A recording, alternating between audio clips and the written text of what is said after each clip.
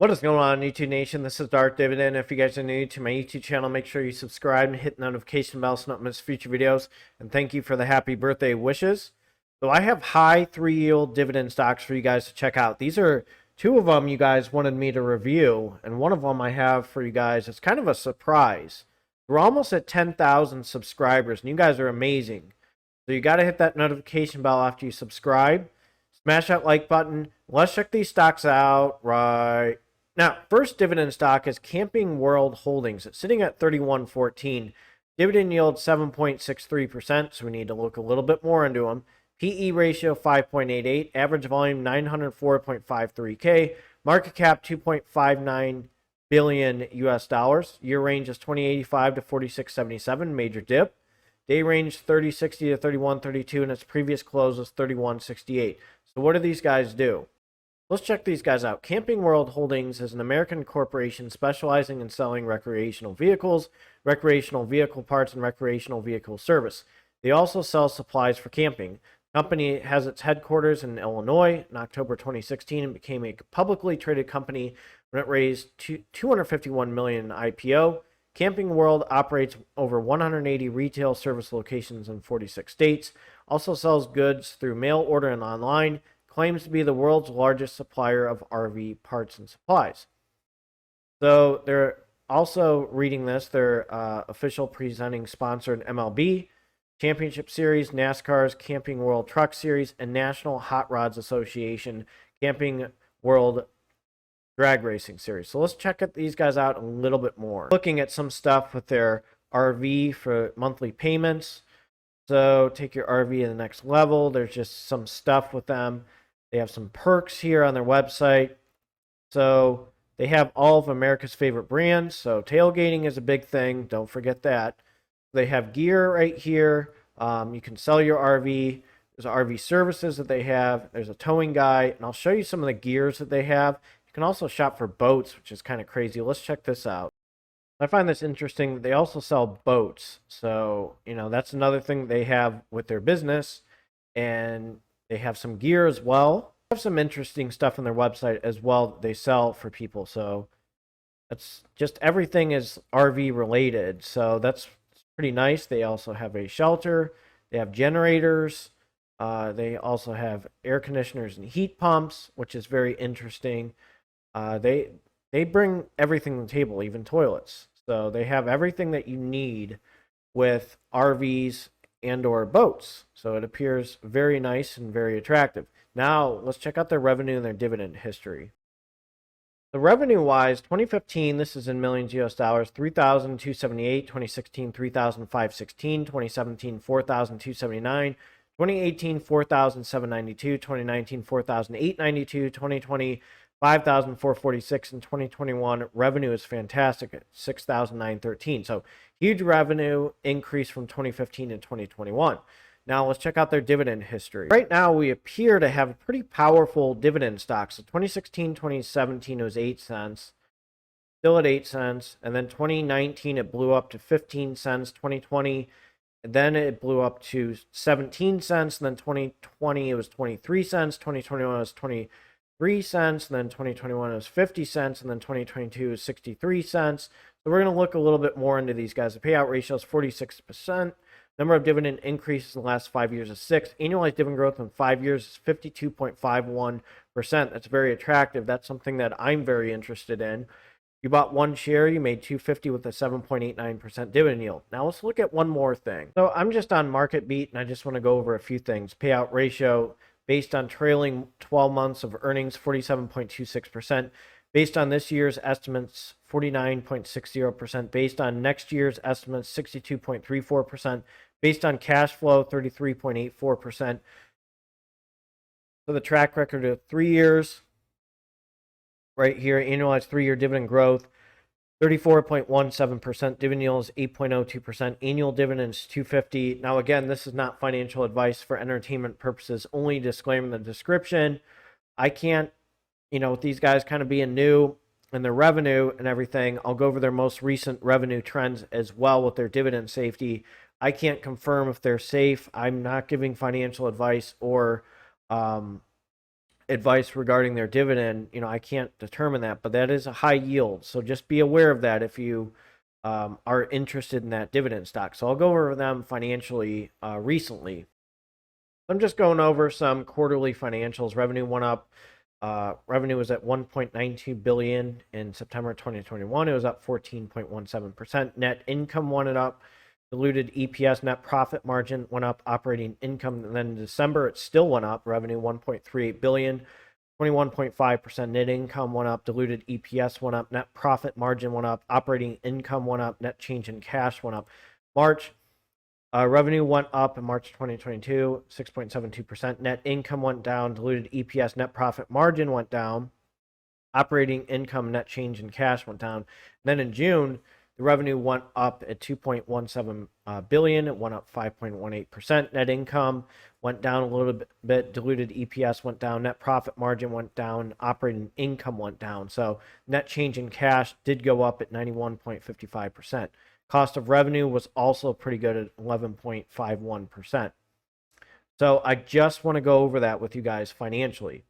Let's jump to the next dividend stock. This one I want you guys to check out. Paramount Global Class B. PARA is a symbol. It's sitting at 24.85. Dividend yield 3.86%. PE ratio 4.93. Average volume 9.09 million. Market cap $16.27 billion US dollars. Its year range is 23.15 to 42.17. Day range is 24.82 to 25.55, and its previous close is 25.90. So a lot of you guys might not be familiar with Paramount, but I'll go over these guys. So Paramount, I'm sure you've seen that with movies. Their logo comes up, is an American multinational mass media and entertainment conglomerate owned and operated by National Amusements and headquartered at One Astor Plaza in Midtown Manhattan, New York. It was formed December 4th, 2019 as Viacom CBS Incorporated in the remerge of the second incarnation of CBS Corporation and the second incarnation of Viacom. On February 2022, during its Q4 earnings presentation, the company was renamed to its current name. So they have a lot of stuff. Paramount's main properties include the namesake Paramount Pictures film and television studio, CBS Entertainment Group consisting of CBS, CW television networks, television stations, media networks consisting of U.S.-based cable television networks including MTV, Nickelodeon, BET, Comedy Central, VH1, CMT, Paramount Network, and Showtime. The company's streaming services including Paramount Plus, Showtime, OTT, and Pluto TV. Has a dedicated international division, manages international versions of its pay TV networks as well as region-specific assets including Argentina's Telefree, Chile's Chilevision, the United Kingdom's Channel 5, Australia's Network 10, and a 30% stake in Rainbow SPA Studio in Italy.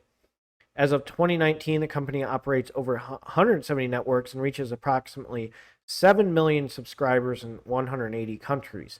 Now let's check out their revenue and dividend history. Revenue is incredible. 2015, $12,671. 2016, $13,166. 2017, $26,535. 2018, $26,425. 2019, $26,998. 2020, $25,285, and then 2021, $28,586. So from 2015 to 2021, a huge increase in revenue. Now let's check out their dividend history. So check this out. 2019, 2020 is 5 cents. 2011, it was 10 cents. 2012 is 12 cents. Then 2014, it was 15 cents. Then 2016, it was 18 cents. And then it all of a sudden jumped up to 24 cents right here. In 2022, the dividend yield of 3.71%, a PE ratio of 5.01 on NASDAQ, but I'm going to jump to Zacks real quick. So per Zacks, it's been 24 cents. Payout ratio is 42%. Number of dividend increases on their website is 1. Annualized dividend growth in 5 years is 8.94%.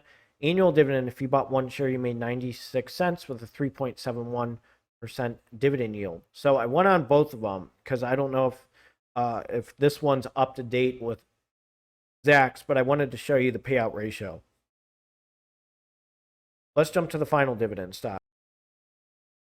I have the final stock, Timberland Bancorp. It's sitting at 26.18, a dividend yield of 3.36%, a PE ratio of 9.77, average volume 3.4 $1.58K, market cap $215.98 million US dollars.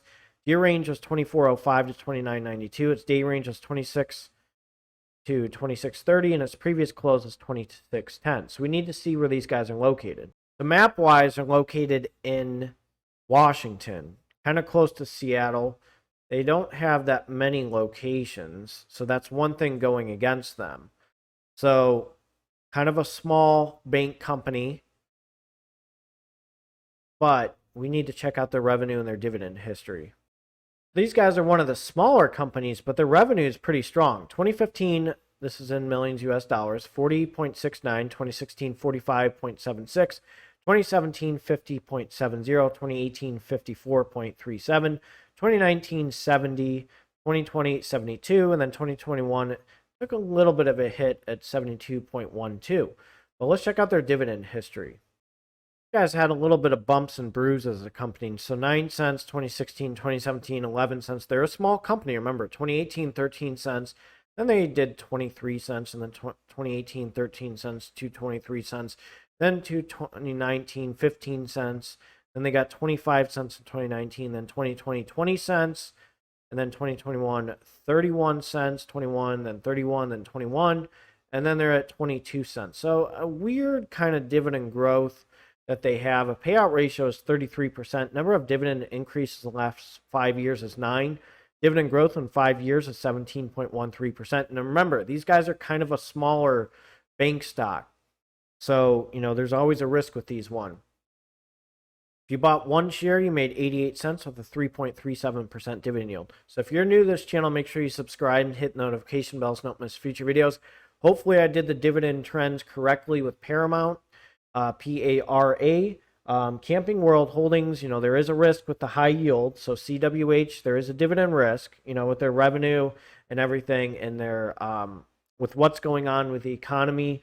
It's a high yield, so there's a risk with that one. I cannot confirm if there's going to be dividend safety or not, so you have to do your due diligence. And then TBSK, it's not a bad bank stock. It's pretty small, but I like the ones that are a little bit cheaper, like Huntington Bank shares.